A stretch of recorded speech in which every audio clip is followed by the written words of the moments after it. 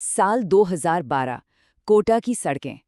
ये एक ऐसी जगह है जहां हर साल लाखों सपने आते हैं। The stakes are incredibly high. एक ऐसी बसलिंग सिटी जो इमेंस एकेडमिक प्रेशर से पूरी तरह ओवरफ्लो कर रही है। यहाँ हर कोने में एक्सपेक्टेशन का बोझ महसूस होता है। It is literally a pressure cooker. हर तरफ बड़े बड़े और मैसिव कोचिंग पोस्टर्स लगे हुए थे। AIR-1 यहीं से, नीट टॉपर बैच, IIT की गारंटी।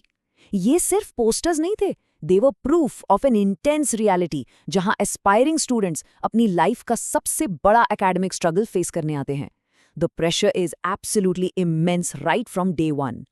और इसी भरी हुई भीड़ में एक लड़की थी, त्रिशा, सिर्फ 17 साल की। एक बहुत ही क्वाइट और फोकस्ड नेचर वाली लड़की जो लखनऊ से आई थी। उसका एक सिंगुलर डिटर्मिन्ड फोकस था, एक सक्सेसफुल डॉक्टर बनना, a simple beautiful dream of healing others. उसका डेली रूटीन एक ऑर्डिनरी बट ग्रूलिंग शेड्यूल था।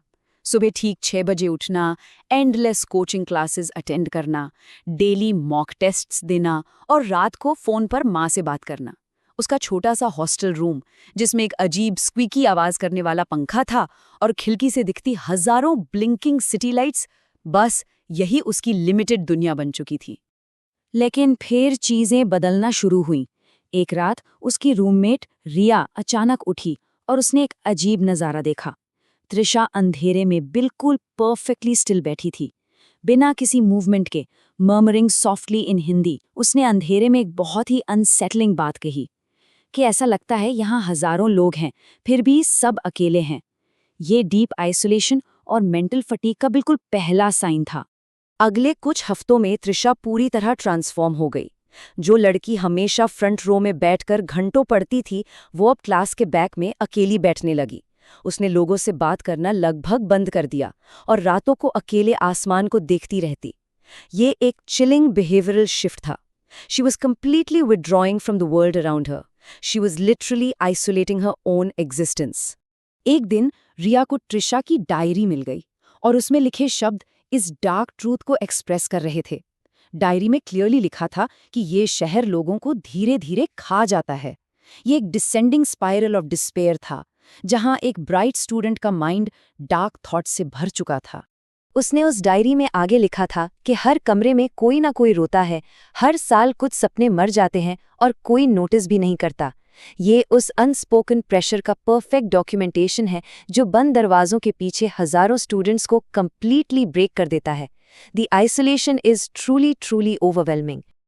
और फिर एक रात ठीक 3 बजे टेंशन अपने पीक पर पहुंच गई। रिया की आंख खुली।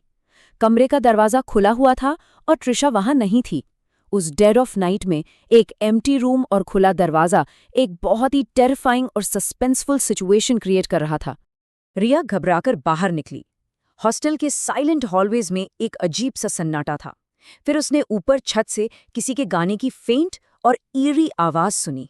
जब वो छत पर पहुंची तो नजारा और भी डरावना था। त्रिशा छत के बिल्कुल एज पर, प्रेसिपिस पर खड़ी थी, आंखें बंद, हाथ फैले हुए, और उसके चेहरे पर एक बहुत ही अजीब सी काम मुस्कुराहट थी। जब रिया डर के मारे उसके पास गई तो त्रिशा की आंखों में एक डार्क एम्प्टीनेस थी। उसका चेहरा बिल्कुल काम था। उसने उस वक्त एक ऐसी बात बताई जिसने पूरे माहौल को और भी चिलिंग बना दिया। उसने रूम नंबर 309 के बारे में बात की, वही कमरा जिसमें वो दोनों रहती थीं। त्रिशा ने कंप्लीटली काम आवाज में उस कमरे की डार्क हिस्ट्री को रिवील किया। अगले दिन स्टाफ ने इस चिलिंग ट्रुथ को कंफर्म भी कर दिया।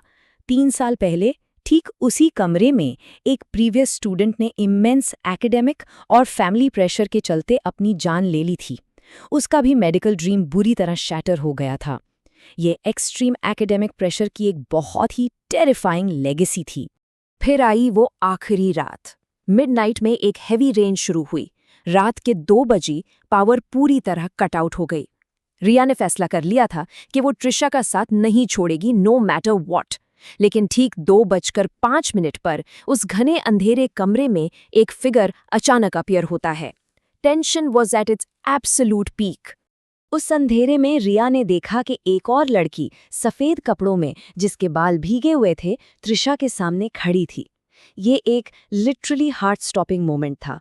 रिया पैनिक में चीख पड़ी, लेकिन जैसे ही पावर वापस आई और बत्तियां जली, वहां कोई नहीं था। The girl in white had vanished. सिर्फ त्रिशा जमीन पर बैठी थी और सॉफ्टली रो रही थी। अगली सुबह इस कहानी में एक बहुत ही पॉइंटेंट ट्विस्ट आता है। त्रिशा ने रोते हुए इस हॉन्टिंग प्रेजेंस का असली सच बताया। उसने क्लियर किया कि यहाँ कोई भूत नहीं है, यहाँ सिर्फ टूटे हुए सपने हैं। असलियत में डरावनी चीज पैरानॉर्मल नहीं, बल्कि कंप्लीटली साइकोलॉजिकल थी। The real ghost was the immense pressure itself. Trisha ने एक्सेप्ट किया कि वो सफेद कपड़ों वाली लड़की दरअसल उसकी खुद की क्रम्बलिंग मेंटल स्टेट का रिफ्लेक्शन था। उसने रोते हुए कहा, मैं उस लड़की को नहीं देखती, मैं खुद को देखती हूँ। वो परसीव्ड गोस्ट उसके खुद के फेल होने का डर और उस एक्सट्रीम फियर का एक हार्ट ब्रेकिंग मेटाफोर था।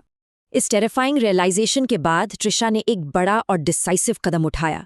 उसने कोटा हमेशा के लिए छोड़ दिया, अपनी मेडिकल प्रिपरेशन को पूरी तरह अबैंडन कर दिया। सोसाइटी और आसपास के लोगों ने इस मूव को तुरंत एक डिफीट का लेबल दे दिया। उनका मानना था कि वो स्ट्रगल को सस्टेन नहीं कर पाई। सालों बाद एक बड़ा रेवलेशन होता है। रिया टेलीविजन देख रही होती है और अचानक स्क्रीन पर उसकी नज़र त्रिशा पर पड़ती है। लेकिन अब वो एक डरी सहमी हुई स्ट्रगलिंग स्टूडेंट नहीं थी।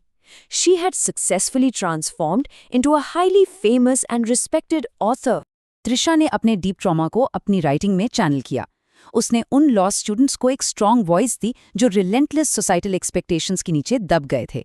उसने उनके प्रेशर और लोनलीनेस पर बुक्स लिखीं।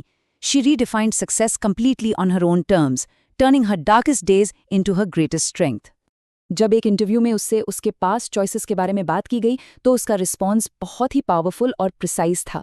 उसने सिंपली डिक्लेयर किया, मैंने सिर्फ खुद को बचा लिया।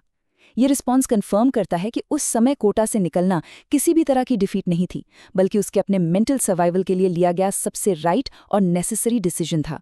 जिंदगी में कभी कभी सबसे ब्रेव डिसीजन जीतना नहीं, बल्कि खुद को टूटने से बचाना होता है। ये इस एक्सप्लेनर की सबसे ज़रूरी सीख है। ट्रू रेजिलियंस का मतलब सक्सेस के पुराने डेफिनेशंस को छोड़कर अपनी जान और अपने सुकून को चुनना है। A true test of courage is knowing when to walk away to save oneself. ये एक बहुत ही डीप थॉट छोड़ जाता है कि सक्सेस की असली कीमत सिर्फ वही जानता है जिसने उसे डिफाइन किया हो, और किसी भी दूसरे इंसान के बनाए सपने के लिए खुद को तोड़ देना कभी भी वर्थ इट नहीं होता।